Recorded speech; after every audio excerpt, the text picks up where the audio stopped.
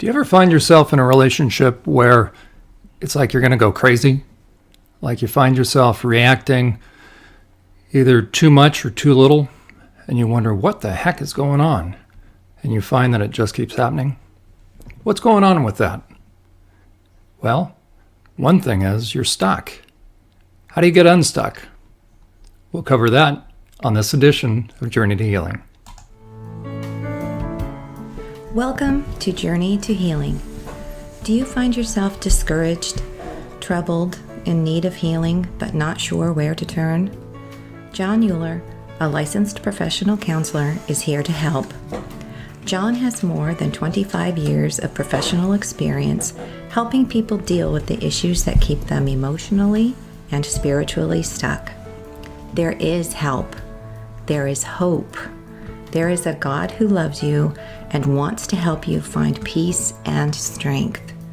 And John Youre is here to help you find that on this edition of Journey to Healing.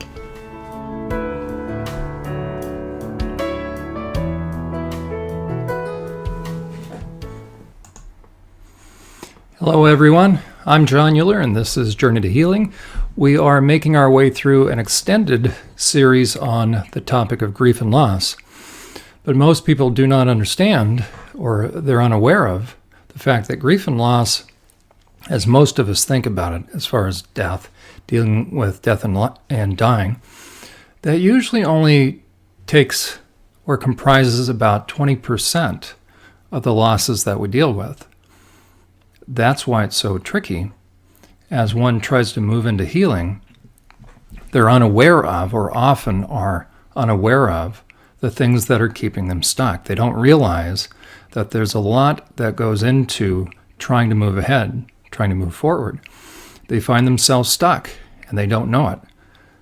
But they find that they're going round and round. They feel like they're beating their head against the wall. They feel like they're going crazy, and that's a pretty good indication that they're stuck. But what are some of the indicators we've talked about in the past number of broadcasts? And as a matter of fact, if you would like to review some of the past broadcasts, you can either find those on my YouTube channel or on SurvivorSupport.net under podcasts. We have quite a few weeks now worth of recorded podcasts, part 1 and part 2, so they're split into 30 minutes each.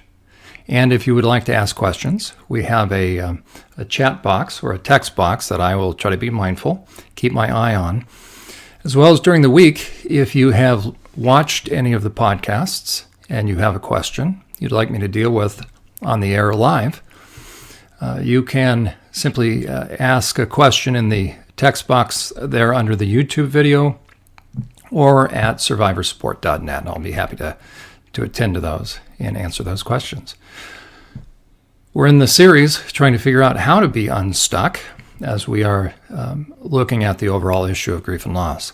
So again, how do you know? How do you know if you're stuck?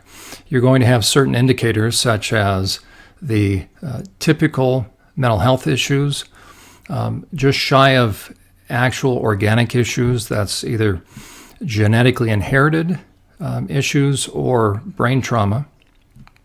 The vast majority of mental health issues are due to unresolved issues that have been pushed down or kind of pushed out of my awareness, such as depression or anxiety.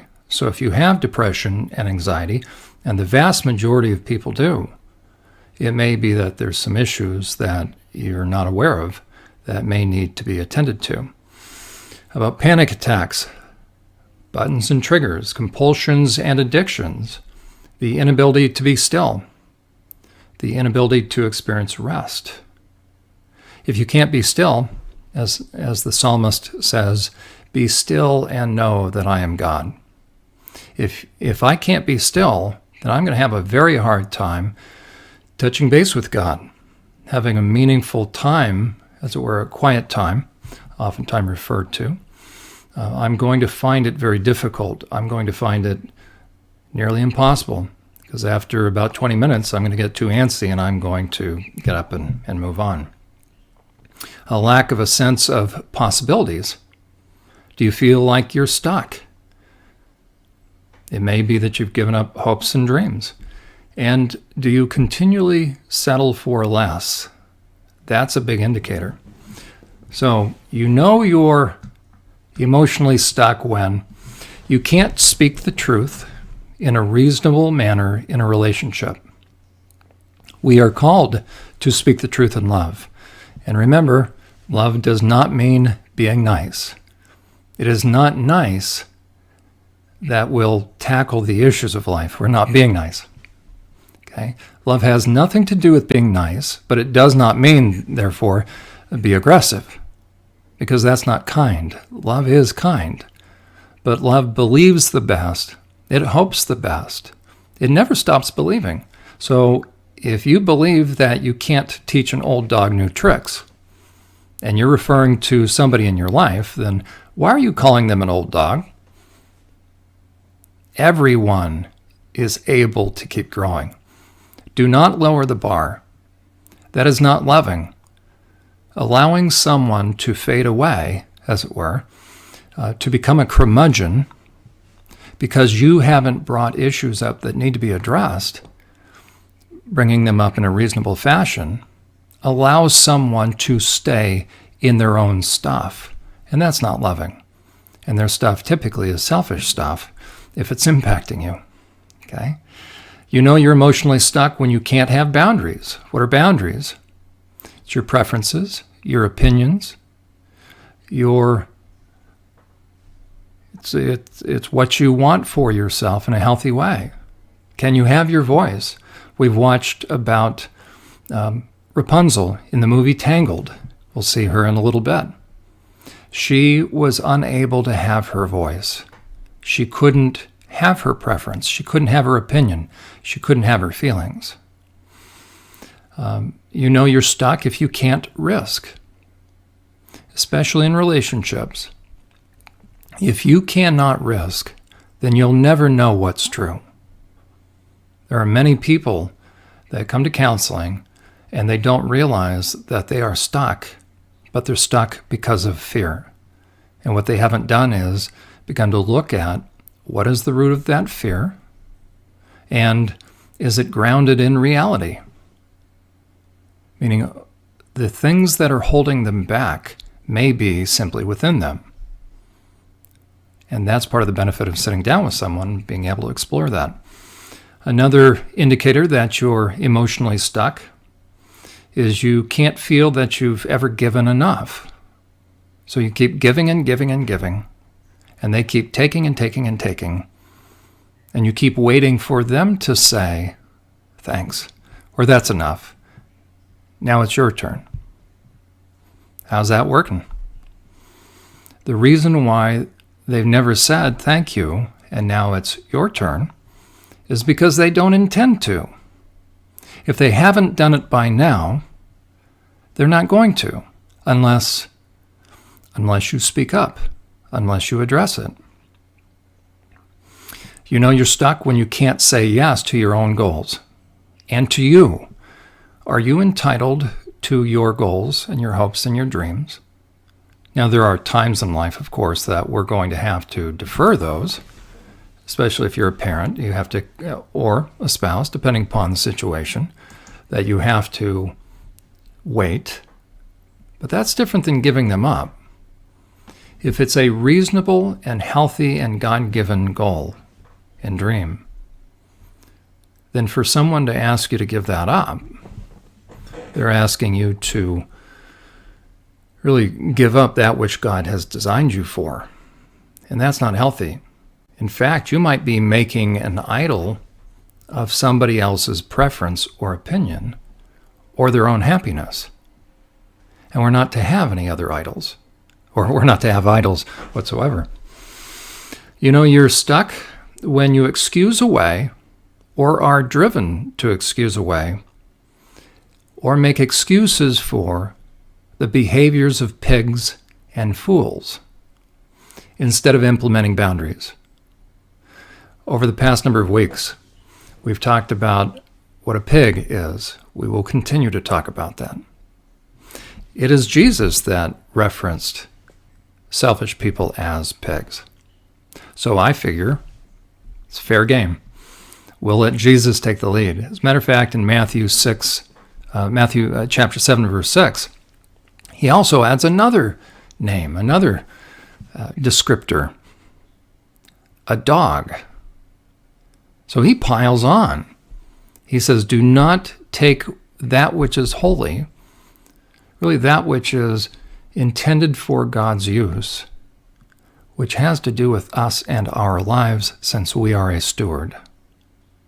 Do not give those to dogs, and do not cast your pearls before swine. Is he talking about animals in that passage? Of course not. Because a Jew was not to have a pig.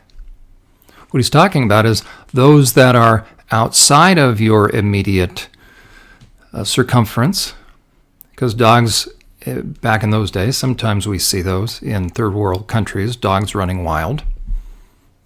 Some of you have taken in stray dogs. You have a heart a mile wide, but guess what?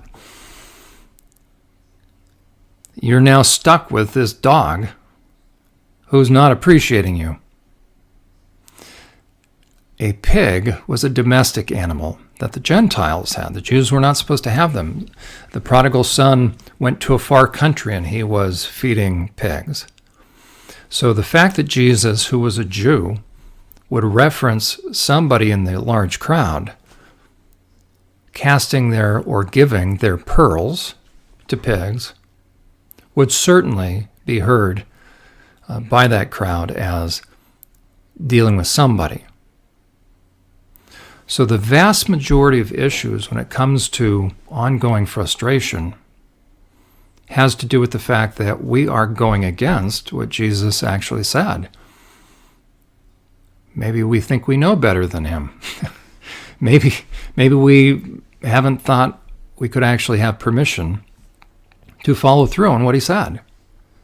Paul in 2 Corinthians chapter 11, verses 19 and 20, 2,000 years ago, said, in essence, do not deal with fools, because it is very predictable what's going to happen. As a matter of fact, I'll read in the New Living Translation, which is really a very, very good translation.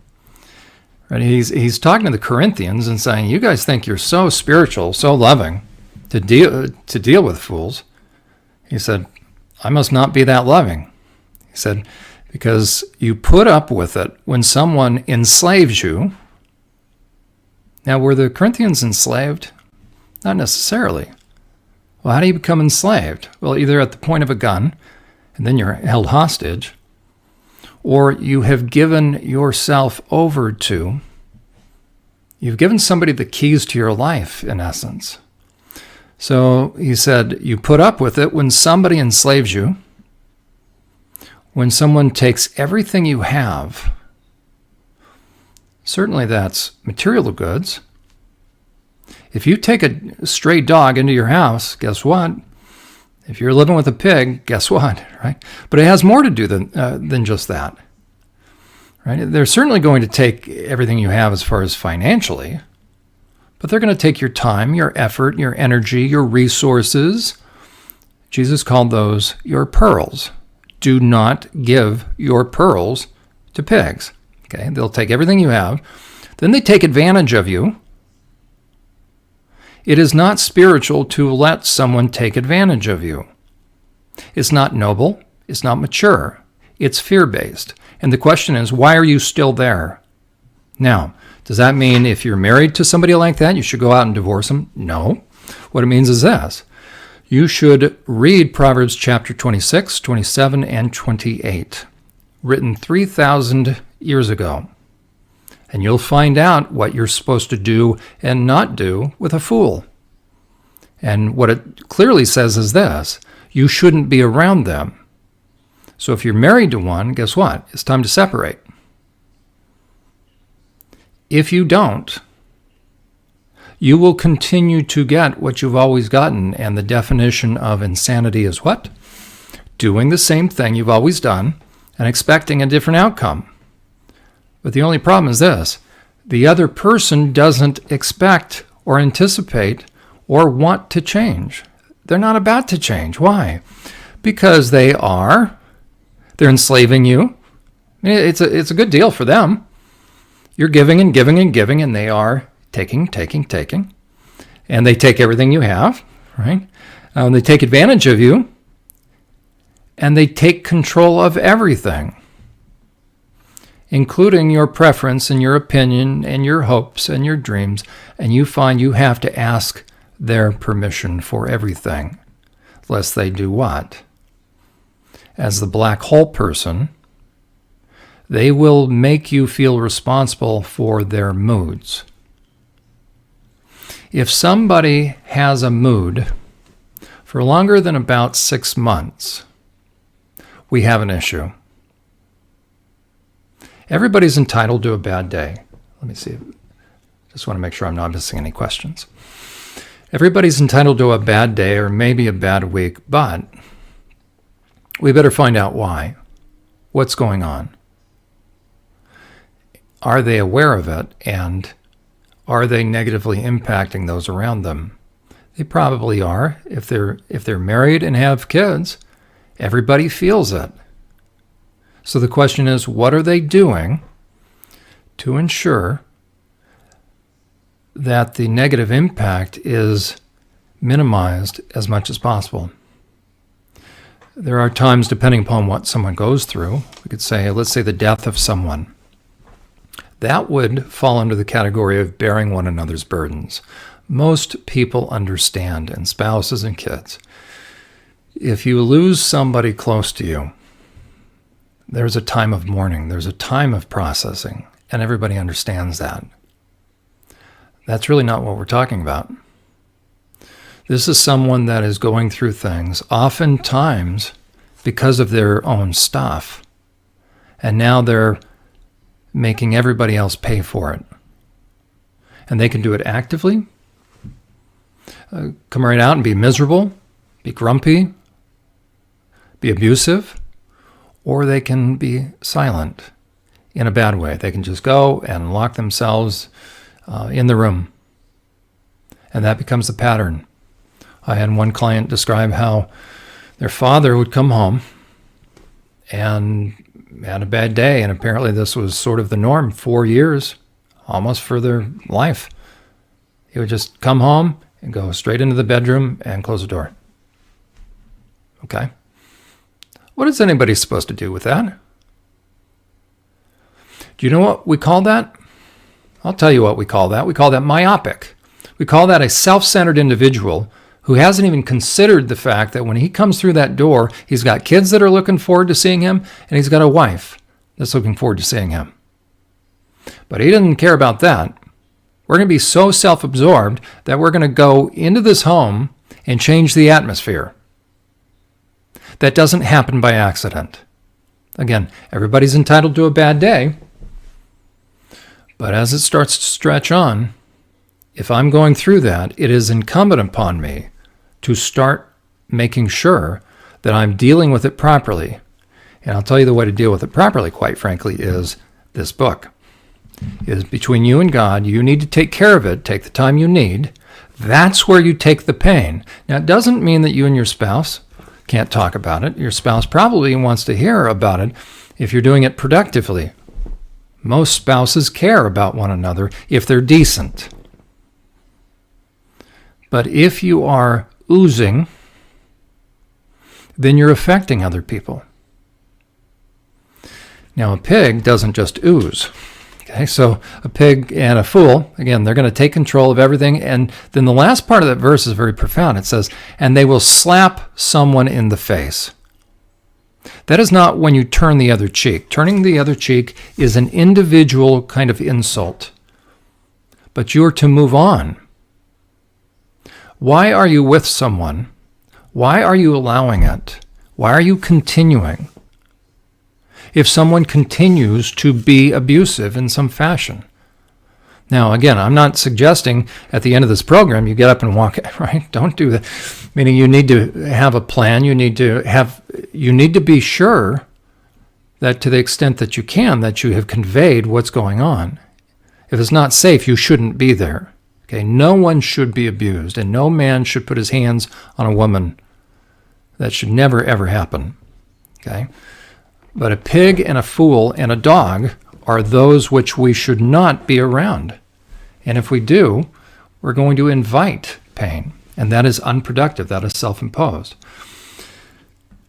So you know you're emotionally stuck when you excuse away or are driven to make excuses for a pig and a fool instead of implementing boundaries. And you know you're stuck when you've come to substitute myths for truths. Now, what is a myth? A myth that will keep you stuck is something that people have come to believe or accept, which causes that person to act in a certain way, but it's not true. So way down deep inside of me, if I believe a myth, I actually believe it's true. And so my behavior will follow that. If I believe that a good Christian just sits there and takes it, then guess what I'll do? I will just continue to sit there and take it. But what happens if I have found myself with a pig? Well, guess what? Now my belief goes against what Scripture says. Now what am I supposed to do? I'm supposed to check my beliefs to make sure they're actually true, that they're accurate. So what are some myths that keep people stuck? And again, here's an example of myth. Cleanliness is next to godliness. Now that I'm just throwing that out because we're going to talk about other ones, but think about that. Who came up with that? Cleanliness is next to godliness. Well, I mean, it's not bad to be orderly, but if you're compulsive, guess what? You're not free. And you have to, right? You have to clean. As a matter of fact, perfect love casts out all fear. So if you are compulsive, let's say you're a compulsive cleaner, you're actually not free. And that's why you can't stop. And probably what's going on is you have myths going on that are keeping you stuck, that are keeping you in a situation that's probably not all that beneficial. And so you have emotions going on and you're detached from your emotions, because one of the myths also, by the way, are good Christians never get upset. Really. And the verse for that is what? Okay. Here's some additional myths. Love means never having to say you're sorry. I referenced this last time. That comes from a movie out of Hollywood. That is a lie, but we'll call it a myth. Love means never having to say you're sorry. Really, who benefits from that? No, love means always saying you're sorry. And saying it a lot. Now, not apologizing for yourself. We're talking about if you have been hurtful, you need to apologize. Why? So that you can be eligible for forgiveness. If you do not apologize, guess what? You haven't met the criteria for 1 John 1:9, which says, if we confess our sins, then he is faithful and just to forgive us our sins and cleanse us from all unrighteousness. Unconditional forgiveness is only possible through really tight conditions, which is I have to confess. That means to say the exact same thing as. That means to get real and to get honest. If I don't get honest and real about my stuff with the person that I have hurt, with the person that I've negatively impacted, then I'm not sorry. And no wonder there's still tension going on. No wonder there's still people around me that are acting compulsive. But okay. Here's another myth. It's your job to make other people happy, especially people who've morphed into selfish pigs. Okay. Do you really believe it's your job to make other people happy?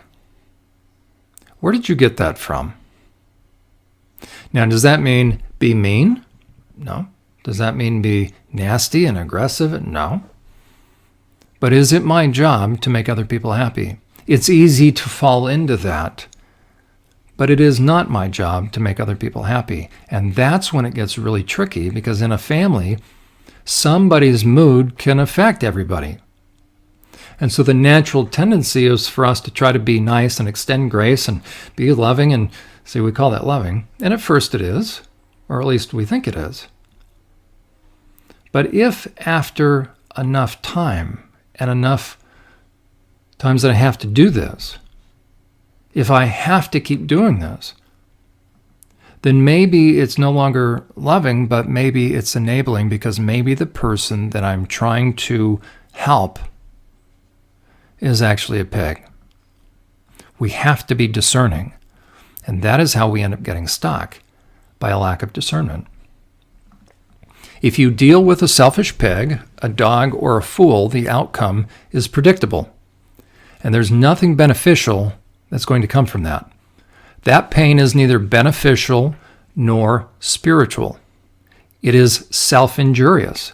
Jesus said, do not cast your pearls before swine, because why? Because they'll take your pearl, and again, your pearl is that which is yours, is you, a part of you. It's your time, effort, energy, resources, everything about you, which is precious. It's valuable. You will be called to give an account of that someday, of how you spent your time, effort, energy, and resources. If you give those to pigs and dogs and fools, it says this, they will trample your pearls. They won't value them. You can keep giving and giving and giving, and they'll never value that. That would be bad enough, but then they add insult to injury. They will turn on you. They start to disrespect you. The more you give, it does something on the inside of them, or they start to become disrespectful, and now they start to toy with you in a way. We have to realize that is not loving to continue. That is allowing yourself to be abused. That is poor stewardship. Okay, it's simply unnecessary, and it's self-imposed pain. You don't have to do that. You don't have to go through that. And it invites pain. Okay, Jesus said, don't do it, because they're going to turn on you. And it doesn't count for anything. You don't get brownie points. You don't get bonus points. You don't get extra points in heaven for doing that, because Jesus told you not to do that. You get brownie points for stopping. So that's pretty good. But it's a waste of your pearls and poor stewardship for which you'll have to give an account. Why does it always lead to frustration? Because it's guaranteed. Jesus said, don't do it, because this is what's going to happen. Because as a dog returns to its vomit, I didn't use it. That's 3,000 years old. That's out of the book of Proverbs. Proverbs 26:11. Solomon wrote that 3,000 years ago, and it's disgusting, but I think it gets the point across. Some of us have dogs, and you've seen them do that thing, and guess what? So he's using a really disgusting analogy to get a point across. That as a dog will do that, it's inevitable. That if you're dealing with a pig or a fool or a dog as a person, guess what? It's going to be inevitable that they're going to bring about pain to you. So that's why we're not to deal with them. Why are they going to do that? Because it's all about them, and they're not sorry. Because they don't care enough, and because they don't intend to care enough. That's why they haven't said thank you by now. If they really had intended to say thank you by now, don't you think they would have? Maybe they don't know how. Okay, let's track with that one. Have you ever seen them interact with other people where they are able to be kind, are able to portray themselves as being thoughtful and thankful and really nice? Have you seen that they can turn it on and turn it off at will? Then they know how to do that if it's worth it to them. If we have somebody in our lives that has never said thank you to us in a sincere way, and how do you know if that hasn't happened? Because you have to think hard. Right? Has that person really ever said thank you? Should we even have to think about that? Can you imagine if I'm thinking about somebody else in my life, and if someone were to ask them, hey, has John ever said thanks? That should be as natural to us as breathing. So should apologizing. If I go through life and I've never apologized, there's a reason why. And what do you think that is? Because I'm not sorry. And that makes me a pig. If you have to think hard for the last time you heard someone apologize. We may be thinking about, think about that person right now, right? Can you imagine if that were you? Has John ever apologized? Well, I remember that. Oh my gosh. I remember when I was 6, and I remember that's a scary individual. That is so self-absorbed. And the question is, why are you still around that person? No wonder you're frustrated, because if they're not apologetic when they do something wrong or hurtful, they don't care. How do you figure they care? If they've never apologized or they've never been truly thankful, and if it's back and forth, if they sort of apologize but then do it again, a true genuine apology will demonstrate true change with a broken and contrite spirit. And we all understand that nobody's perfect. Everybody has foibles, and as they grow, so there should be a decreasing frequency of junk in somebody's life. But if there's not, and you can think back that, that's just the way we're never to cut somebody some slack like that, because all that does is release the slack of a pig.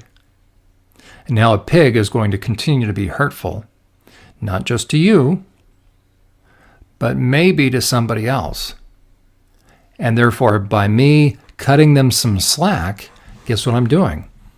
I'm actually empowering a pig. And that is not spiritual, and that's not the right thing to do. Our program is sponsored by SurvivorSupport.net. That is a resource for you that has a lot of information for those that have been on the receiving end of a lot of very hurtful stuff. If you want help healing, or if you want to know how to help someone heal, SurvivorSupport.net is a trusted place, because I put it together, that you can go and you can begin to find out how best to heal or help someone heal. And we'll be back on the other side of the break, as we then will look a little bit more at what are the myths and what are the signs of pigs. Are you or someone you know a survivor of abuse and wondering where to turn for trustworthy help and insight into the effects of such abuse? Ever wish you had access to a resource that could help you continue your progress in healing? SurvivorSupport.net is that resource. Developed by John Youre, a seasoned therapist with years of experience working with sexual abuse survivors, SurvivorSupport.net is a one-of-a-kind resource to help you understand the impact of abuse and to help you understand the nature of those who harmed you, in order to help you gain clarity and continue healing. If you are interested in speaking with John Youre about your situation, or in having John conduct a consultation or a training for your church or organization, SurvivorSupport.net serves as a convenient method of contacting him. Our program, Journey to Healing, is made possible through the generous donations of viewers like you. There are many opportunities and needs that Survivor Support is attempting to meet, and your monthly support or one-time gift would be extremely helpful as we seek to meet those needs and opportunities. Simply visit SurvivorSupport.net and you will see the link to donate on the homepage. We thank you.